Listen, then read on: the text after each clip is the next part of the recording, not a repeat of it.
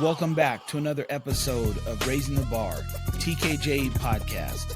In this episode, we hear from Dana Chisholm, founder of Empowerment Films, a nonprofit organization providing digital content tailored to specific ages and focusing on younger children and families dealing with domestic violence. Their films provide better options for children to learn appropriate ways to treat each other and allow others to treat them. Plan your steps and take flight. TKJE, Raising the Bar. Welcome back to another episode of Raising the Bar, TKJ podcast.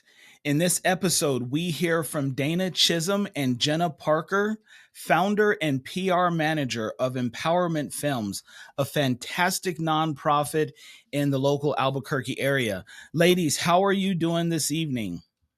Good.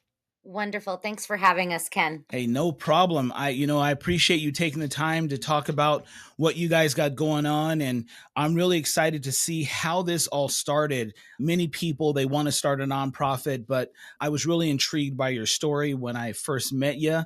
And I want to get you on so everyone can hear how this happened. So, Dana, when you came up with this idea, what truly inspired you to start this nonprofit organization?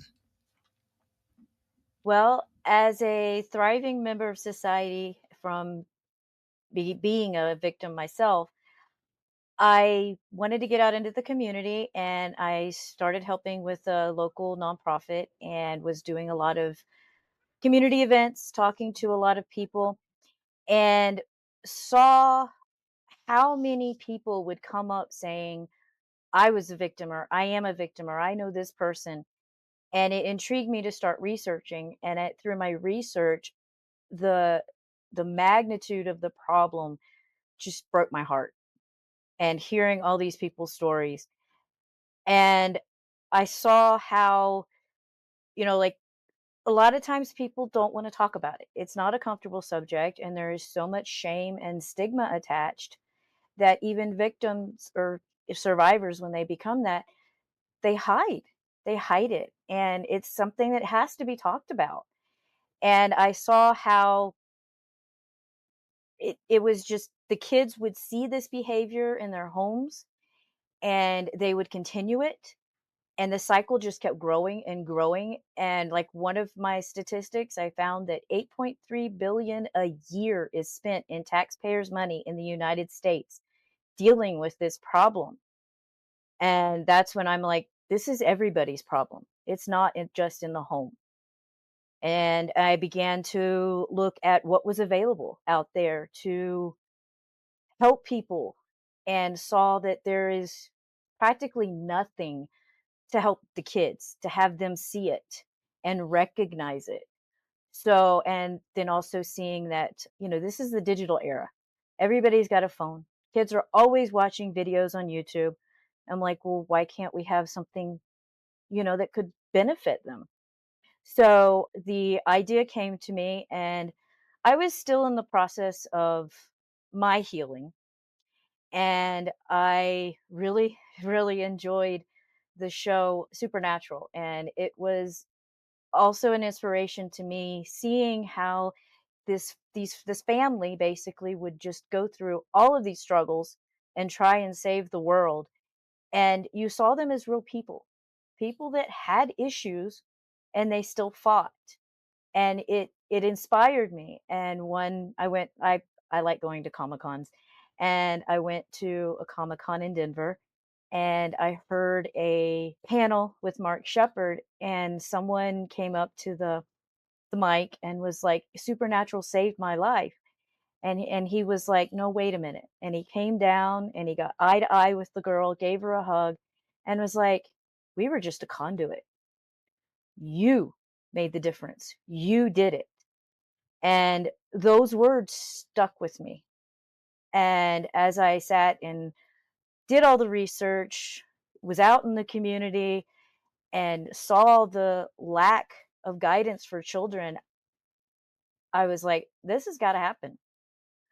So I I did it. I decided, okay, let's try. And just talking about the idea, I received a lot of support.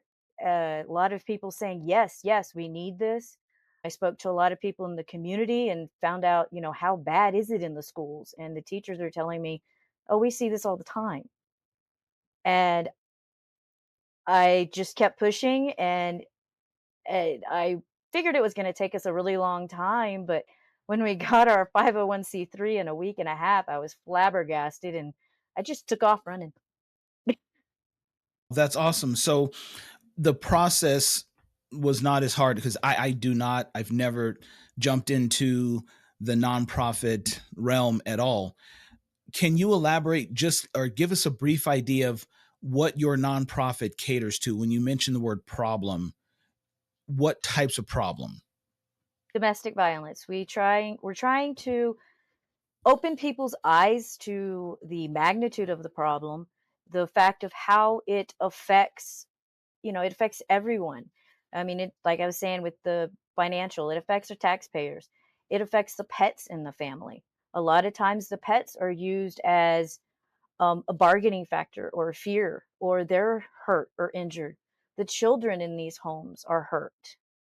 And there's just so much violence. And it's not just physical, it's emotional, it's psychological, gaslighting. I mean, a victim can, I mean, for speaking for myself, I mean, you basically come into a debilitating fear and you can't function. Now, Dana, when it comes to opportunities as a nonprofit, how did you identify or how do you identify and seize opportunities within the industry that can better your nonprofit? Well, I talk about it a lot to as many people as I can.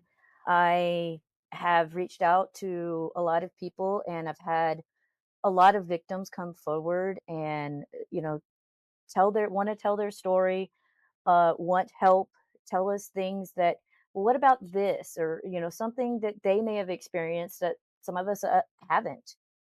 And it gives me ideas and it's like gets us going on, okay, we need to do a film about this or that. Or we'll even have people come up to us and say, how about you do a film about this? Because we had somebody come up to us and was like, phones. Can you do a film about phones? Because they're a distraction in the family. And, just things like that. A lot of conversations. I've reached out to teachers, to therapists, because one of the things with our films is we want to make them as appropriate for the age group that we're aiming as possible. So I want to speak to people in that age group or people that work with children in that age group so that we stay in that highly appropriate level that we can get to them and really make a difference for that age. We when we do show our films, we ask for responses, and it's like, what did you feel from it? What did you get out of it? And see what, because we have an idea of what we're trying to get across, but then we know for sure what are we getting across. So, and then we've reached out to community members and schools, and we've gone to different events in town and just try to talk to as many people as we can. May I add to that, please, Ken? Absolutely. Thank you. One of the things that I love about how Dana approaches the situation with the public is that her first film that we've done in empowerment films was left open for people's interpretation. She uses these films in a way to help people critically think about the situation and see things from all different facets. Because when we showed our film to a group of business owners, it was very interesting to see the different viewpoints they had from each and every character, which is how I've seen empowerment films work against the problem of the effects of domestic violence in the home. The issue is people all know domestic violence exists, but they don't understand what it looks like and how one situation can affect many households because children reenact what they see. And I think it's really incredible and powerful how she takes that out into the community and she takes the time to listen to the stories. And I think that's a big part of it is empowerment films, the people involved, the board and the volunteers all take the time to hear someone else's story. And that's a powerful way to make a change. Okay. Now, you both mentioned community and getting out and talking to other organizations.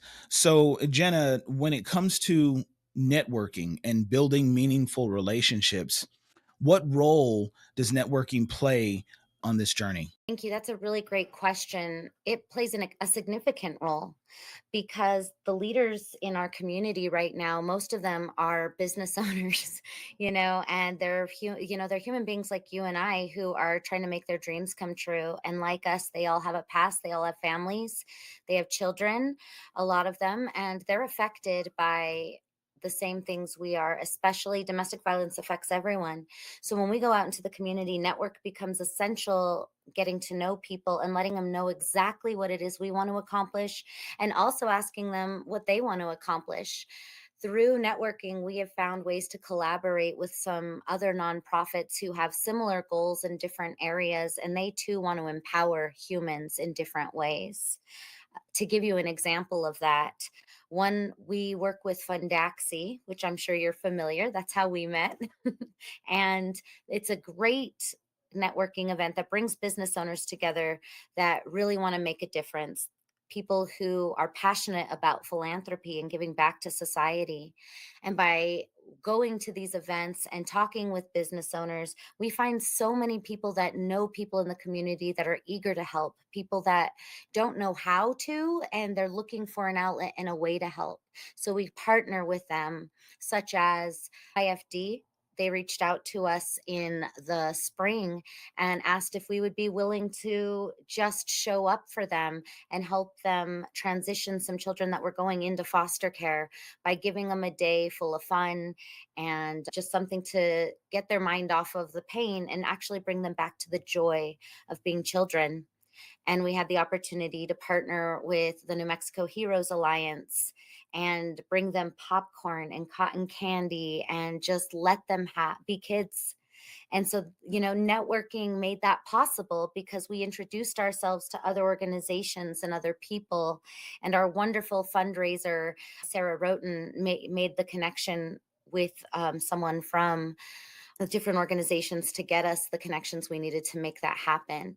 So, working as a team, we were able to bring that together, and it wouldn't have been possible if we weren't willing to go out there and introduce ourselves. Networking is incredibly important. Jenna, let's continue on that same line. So, giving back to the community, you referenced a couple different ways. So, as a nonprofit, how do you give back to the community or support other social events through this nonprofit as you guys are building this out? Thank you for asking that, because one of the greatest things I think the greatest idea, pardon me, that Dana has come up with is the fact that she wanted this accessible to everyone. And she makes sure that her videos are accessible through the internet. Wherever someone lives, they have access to that and they don't have to pay anyone for it. So the community is much wider now. Where this was to help people here in our little niche of the world, we can now help people globally. They have the opportunity to look at this, to talk about it. Another way, as I mentioned, is partnering with other nonprofits and bringing them together and standing together and helping each other one way or another. One of the other nonprofits we work with is actually Tapia Promotions. They work with young boys who have been incarcerated at some point, and when they come out, they're angry still and they need an outlet and they need somewhere safe to put it. So we work with them to bring these boys, they're in the gym, they get to work out their anger. They have a positive way, a way that takes that anger and that stress, and instead of making it act that comes from nowhere, it teaches them control, and a sport that gives them that control over themselves, which is really what they're looking for. So bringing that to the community is beautiful. We've also partnered, just sometimes even with businesses, where we just go and talk to people and give them an ear. And I think those are great things to do with our volunteers, is our time, even if we're not going to necessarily, even if it doesn't help empowerment, we like to help with drives. When people have drives they want us to be a part of. We recently went out into the community of Moriarty, New Mexico, and we have participated in their parade and made sure every child that we could received something, candy. We gave them some just some support while we were there. Dana read her book that she wrote to the kids that wanted to hear it. And, we took pictures dressed as superheroes, to remind them that inside every person is a superhero. It's just waiting to come out. And the origin of superheroes is always something painful. And so if someone's been through something, we have that opportunity to go out in the community and show them that they have that in them as well. So aside from the film area, we empower people through that networking, through reaching out and telling them, hey, guess what? You're pretty great too. That is really cool. Now, let's talk legacy and what you've been able to build here, Dana. When it comes to legacy, what legacy do you hope to leave behind through your nonprofit moving forward? Well, my biggest goal is to break the cycle of domestic violence because and drop those numbers. I mean, it would be ideal to drop it completely, but I really want to open the eyes of everyone to the what the problem is, the different aspects of it, um, how to notice it, how to respond. I know one thing that has always been a problem to me is a lot of times people will say, "Well, why did you stay?" And to someone that's struggling, it's so hurtful and builds that shame. And I've always asked, like, why did they do that to another person? Why can't we change the way we look at it, change the way we talk about it, build a younger generation of strong individuals that are saying no to abuse, yes to healthy boundaries, yes to respect, and not become victims or abusers. See that there is something better. Just build a stronger community that is willing to talk about it, notice it, and change it. Really bring this next generation to a whole different level.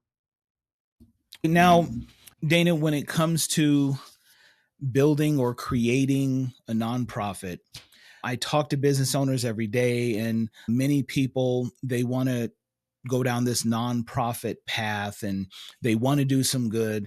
And to them, the nonprofit is the best way to do it. So, can you tell us one of the most important lessons that you've learned about building a nonprofit that someone can use if they choose to go down this path that you've chosen? Yes, patience is one. Definitely have to have a lot of patience, but you also got to be willing to put in a lot of hard work, a lot of long hours, and just put yourself out there and be willing to listen and just be there for people. Okay, so listen first. Now, moving forward and building this out, Jenna, how can we find you? How can we find the nonprofit so people can help you help others? Excellent question. We are very active in the community right now online. You can find our website. It's empowermentfilms.org. And there are several ways on that page that you can contribute. Business owners are very generous and kind, and we have a listing of the ones that have helped us build together, and they're part of our community. There's also a place where you can list yourself as a volunteer. And we will absolutely find a place for you. We love to have people that are hungry to make a difference. And there are plenty of kids that need books read to. There are plenty of events we can go to and families we can help this season. So we would love your hands and feet. Also, you can find us on our Facebook page, which is also Empowerment Films, and our Instagram page. You can find us on X. Those are some of the few. We are also on LinkedIn. And I'm very proud to say that we have a great team of, as we call them, our volunteer army that put in a lot of hours to make sure that that site and all those places are updated. And the best part about that is that we can always use anything that you would like to give. If that's your time, your story, or even if you have ideas, the best place to go is empowermentfilms.org, or you can email me directly at public relations at Empowerment Films. org. And I'm happy to answer questions and direct you. If you have help for Dana, we can get on the schedule, and I'm happy to help there as well. We also have our first film is on YouTube under Empowerment Films also. That is correct. Thank you, Dana. That is fantastic. Well, ladies, thank you so much. And I must say, I had the pleasure of watching one of the films, and I will say that I did enjoy it. It was eye opening. I did notice you did put a lot of work into that. So I see where you are right now, and I definitely can see a really bright future and many people that you'll be able to help and serve moving forward. So thank you once again for taking the time and talking about your nonprofit and giving us an idea, letting us know that there are groups out there that can help people that are facing these types of issues. So thank you so much. Many blessings and much success to you, this nonprofit moving forward, and all of those who you serve. Thank you so much for having us. Thank you so much.